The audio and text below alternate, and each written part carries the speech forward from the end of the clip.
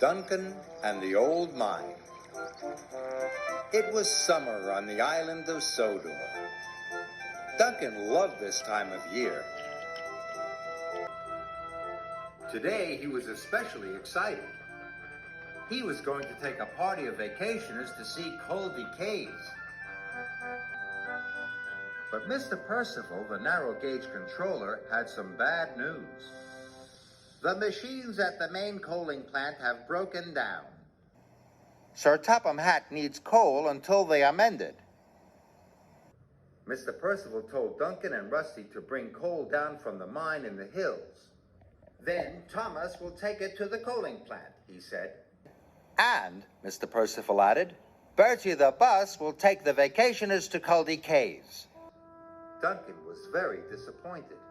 He wanted to go to the caves. Pulling coal cars wasn't an exciting job at all. As Duncan was puffing slowly to the mine, he noticed an old line branching off into the trees and bushes. That looks like a good place for an adventure, said Duncan excitedly. I wonder what's down there. Duncan pushed his way through the barrier. Rusty was coming down the hill with freight cars full of coal. He stopped when he saw Duncan. Look what you've done, Duncan, he hooted. Why did you break through the barrier? I wanted an adventure, Duncan wished quietly. This isn't the time for an adventure, tooted Rusty. We've got work to do. But Duncan didn't want to pull coal cars anymore. All he could think about was having an adventure. So he puffed further down the line.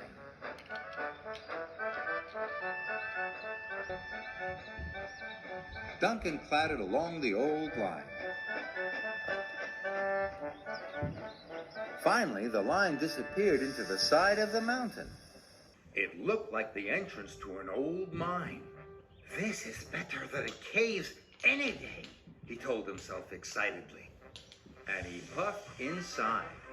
Duncan was too excited to think clearly. He puffed so and suddenly the roof collapsed behind him. Duncan was trapped.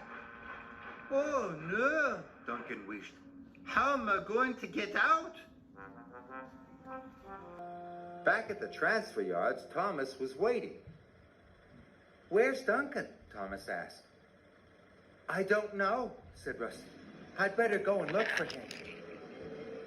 It was dark and lonely in the old mine. Duncan didn't like it at all. He looked up at the shafts of light. Maybe if I whistle, someone will hear me. Duncan whistled as loudly as he could, but there was no reply. He tried again, even louder. But Rusty didn't hear Duncan's whistle. He was too far away. No one knows where I am, wished Duncan miserably. I'll have to find my own way out.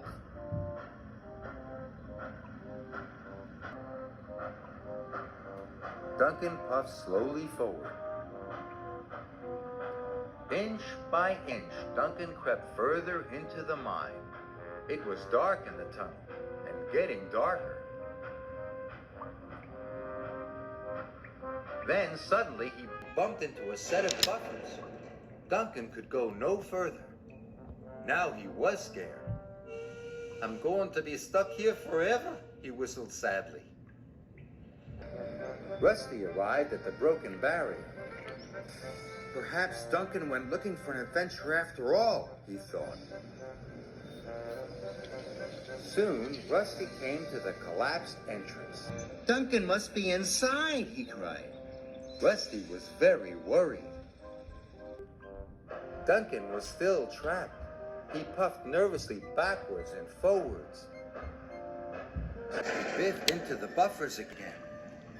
This time, he heard a squeaking noise. I know what that is, he thought. It's the sound of wheels going round. Duncan edged forward very slowly. He hit the buffers again and pushed them carefully. They moved, and as they moved, the wheels squeaked. Duncan hadn't hit buffers after all. He had run into some freight cars. If there are some freight cars on this track, he thought, maybe it leads somewhere. He pushed the cars slowly forward along the track. Soon he saw a light at the end of the tunnel. But the way out was boarded up.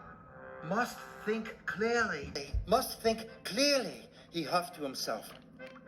Then he had an idea. With all his puff, Duncan bashed the freight cars. And they crashed and smashed through the boards.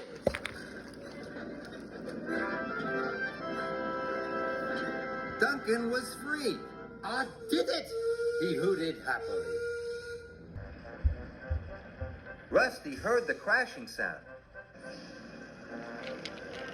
He hurried on to see what it was. Soon he found Duncan. Where have you been? He cried. I had an adventure, puffed Duncan happily. And look what I found. Rusty could hardly believe it. Duncan was pushing cars full of coal. Duncan and Rusty raced the freight cars down the mountain to Thomas. Duncan and Rusty pulled into the transfer yards. Thomas was very happy to see them, and so was Mr. Percival. Duncan told Mr. Percival all about his adventure. Mr. Percival told Duncan he was very lucky. Duncan should not have broken through the barrier. Adventure can be full of surprises, Duncan, Mr. Percival told him. Some good and some not so good. Rusty and Thomas agreed. And next time I have an adventure, whistled Duncan, I will know to think clearly all the time.